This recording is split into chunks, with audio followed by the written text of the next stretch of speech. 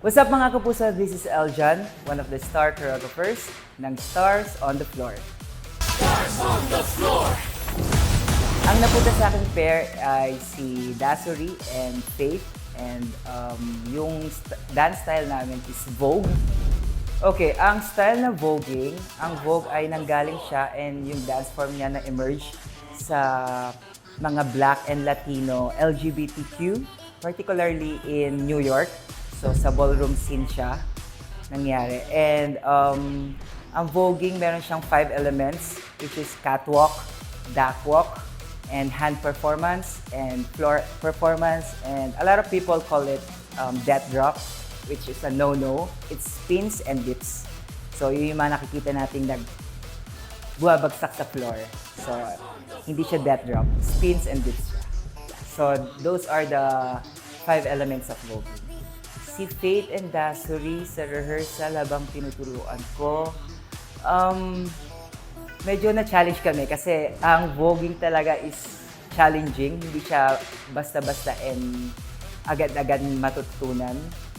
Sa rehearsal namin, unti-unti kong nabibigay sa kanila yung knowledge na dapat nilang matutunan sa voguing. And si Faith, ang medyo nahirapan lang siya sa hand performance. Pero sa mga aura-aura, kailangan sa voguing yan. Perfect talaga siya.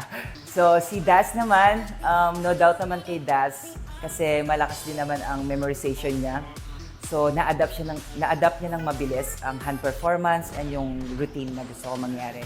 Pero ngayong tapos na yung rehearsal namin, nagulat ako sa dalawa and lalo na kay Faith din kasi na-embody niya yung voguing.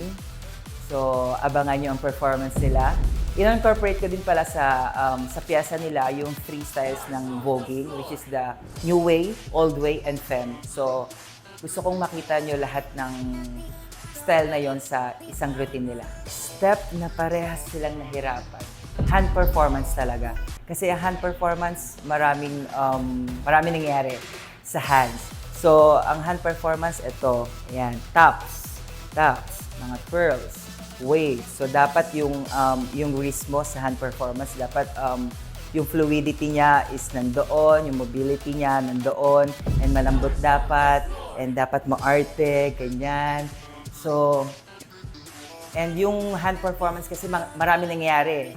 So, yung mind and body, nagtatalo yan kasi body coordination talaga ang kailangan.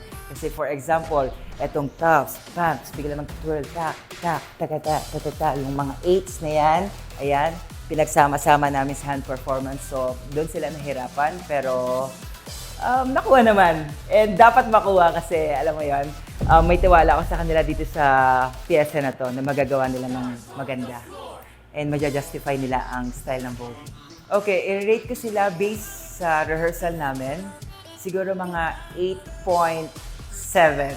Kasi alam kong may kulang pa, pero kasi parang nakabisado ko na sila na pagdating ng competition, ng show talaga nila, is nagtatransform silang lahat.